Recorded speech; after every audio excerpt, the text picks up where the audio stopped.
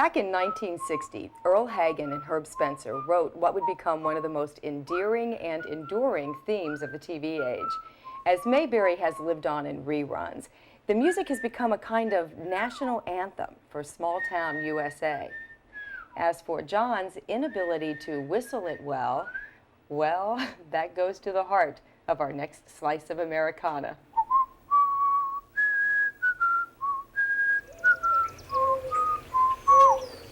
We're not far from the mythical Mayberry any way you look at it. After all, Sheriff Taylor, Opie, and Aunt Bee were at home in North Carolina.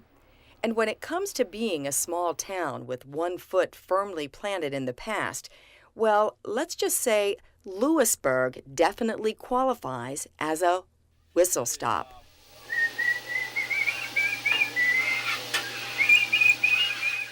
And when we say whistle stop, we're not just whistling Dixie.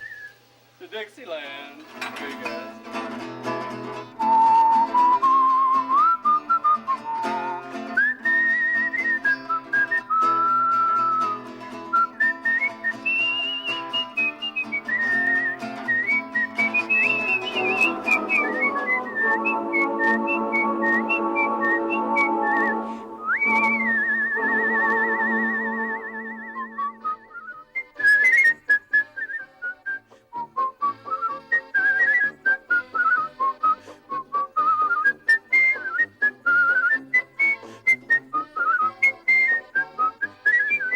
I've been whistling as long as I can remember, so I don't know how or where I learned to whistle. I just whistle all the time. In fact, I'm an addicted whistler.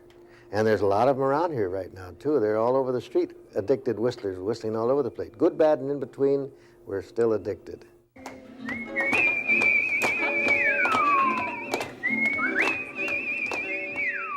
The place is cheek to jowl with addicted whistlers because this is the mecca of mouth music. And from as far away as Australia, folks make the annual pilgrimage to participate in Louisburg's National Whistlers Convention. It was Alan DeHart's idea, and to this day, he keeps everybody in line and on tune. We have three main categories: classical music,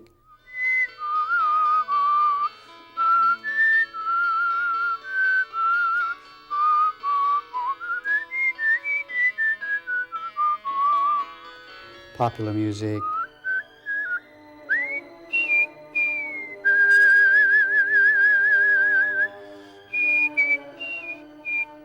and then novelty.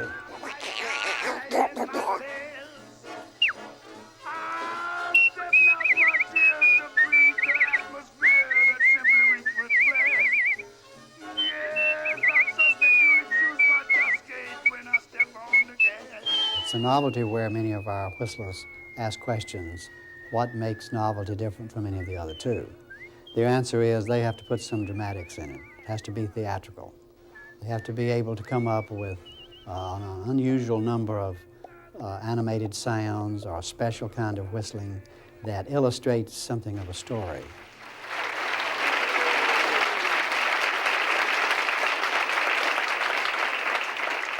She's out to see the wizard, no, she said. Off to see the wizard. Okay.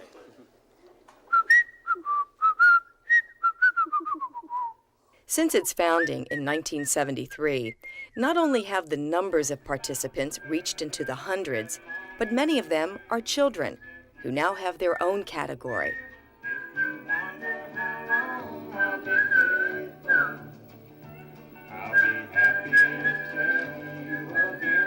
I've seen, especially with kids beginning to whistle, I've seen mouths in every imaginable shape that you can think of with the whistle coming out, including pulling the lip and curling it and whistling, the tongue sticking out.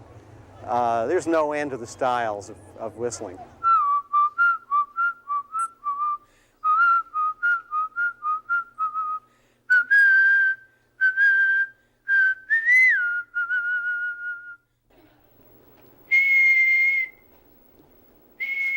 We are reminded of the classic Lauren Bacall movie line. You know how to whistle, don't you, Steve? You just put your lips together and blow.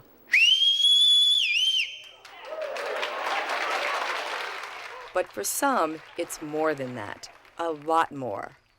I use my hands to keep time. Some people say it looks like you're conducting the orchestra, but what I'm doing is I'm actually keeping the time of the music and using my fingers more or less to play the notes. You have to be a lot more versatile to whistle the classical music because it has the runs and different things like that. You have to have dexterity because a piece like the piece that I did, it's 4 minutes and 27 seconds long. So you're whistling constantly just about for 4 minutes, and you have to really have a lot of dexterity to do it.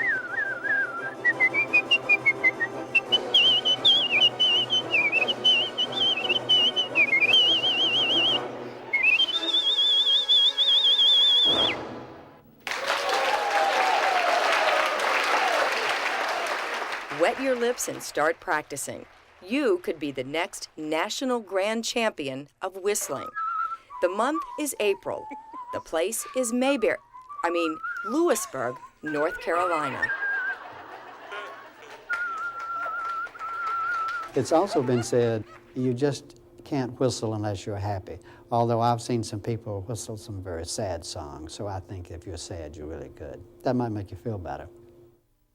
I love to whistle. Troubles don't come near me. Every time you hear me.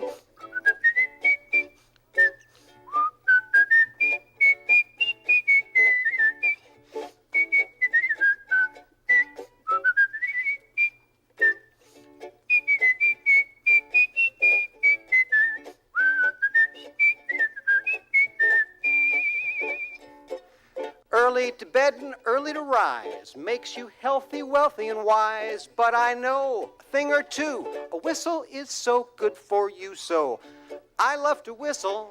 Troubles don't come near me. Every time you hear me.